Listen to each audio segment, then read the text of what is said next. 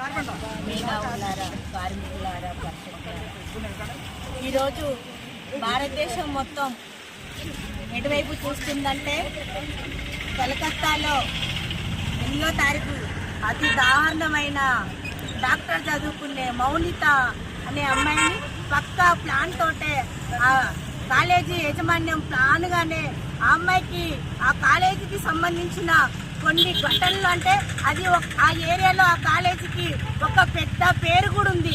మనం ఎట్లా గుంటూరు అయితే రాజమండ్రి అయితే ఎట్లయితే కొన్ని ఏరియాలు సిరిసిల్లపేట ఇలాంటి ఏరియాలో రెడ్ లైట్ ఏరియాలాగా అక్కడ కేంద్రీకరించిన ఆ కాలేజీలో అమ్మాయి 2 సంవత్సరాలుగా అక్కడ విద్యార్థినిగా డాక్టర్గా ఉత్తీర్ణులు అవడానికి ఆ కాలేజీలో జాయిన్ అయిన అమ్మాయిని అక్కడ సెక్స్ ర్యాకెట్ జరుగుతున్న తరుణంలో ఆ అమ్మాయికి 2 సంవత్సరాల కారణంగా ఆ అమ్మాయికి చాలా విషయాలు తెలిసి ఉన్నాయి.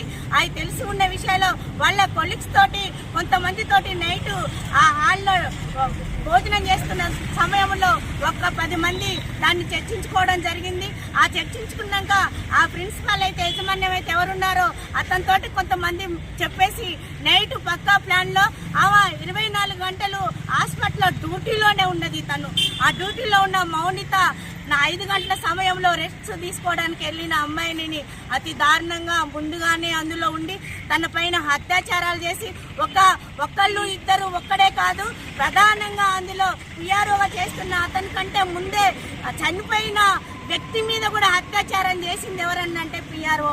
అంతకంటే ముందు ఆ కాలేజీ యాజమాన్యానికి సంబంధించిన ఆ హెడ్డే అత్యాచారం చేసి తనతో పాటు ఇంకా కొంతమంది 9 మంది 10 మంది అత్యాచారం చేసినాక చనిపోయిన తర్వాత 5 గంటల తర్వాత ఆ అమ్మాయి పైన అత్యాచారం చేయడం జరిగింది. చనిపోయిన అమ్మాయి పైన కూడా అత్యాచారం చేయడం మన భారతదేశంలో అసలు మన దేశంలో ఏం జరుగుతుంది, స్త్రీల పైన ఏ రకంగా ఉంది.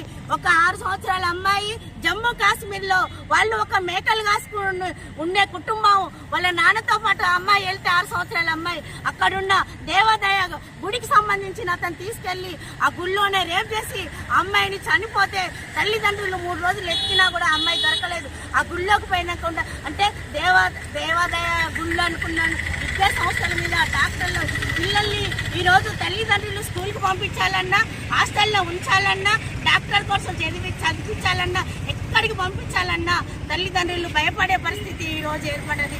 మన దేశం ఎటు చూస్తుందన్నాడు. మొన్నటిదాకా మణిపూర్లో మంటలు ఇంకా రేగుతూనే ఉన్నాయి. ఆ మంటలు ఆరక ముందే డాక్టర్ చదువుకునే అమ్మాయిని అతి దారుణంగా చంపేసింది ఈ ప్రభుత్వము.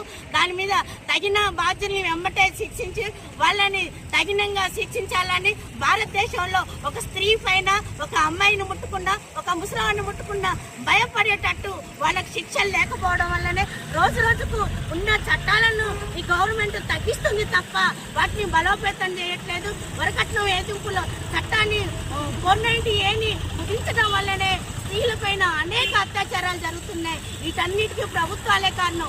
ఏ గవర్నమెంట్ వచ్చినా మన దేశంలో ప్రజలపైన అనేక రకమైన దాడులు జరుగుతున్నాయి. వీటిని అరికట్టాలంటే మనం ప్రజలందరం స్త్రీలం కూడా చాలా ముక్త కంఠంతో ధైర్యంతో మనం చదువుకునే కళాశాలలో కానీ మనం చేసే ఉద్యోగంలో కానీ మనం ధైర్యంగా ప్రదర్శించి మన మీద గింత ఏమన్నా అనిపించినప్పుడు మనం చుట్టుపక్కల వాళ్ళని అందరినీ జమ చేసుకొని వాళ్ళపైన దాడి చేయడానికి ప్రయత్నించాలి తప్ప ప్రతిఘటించాలి తప్ప భయపడితే మనం ఇంకా ఇలాంటి వాటికి భవిష్యత్తులో ముందుకు మనం ఎదుర్కోకుండా ధైర్యంతో ఉండాలని ఈ అవకాశం ఇచ్చిన అందరికీ ధన్యవాదాలు తెలియజేస్తున్నాను.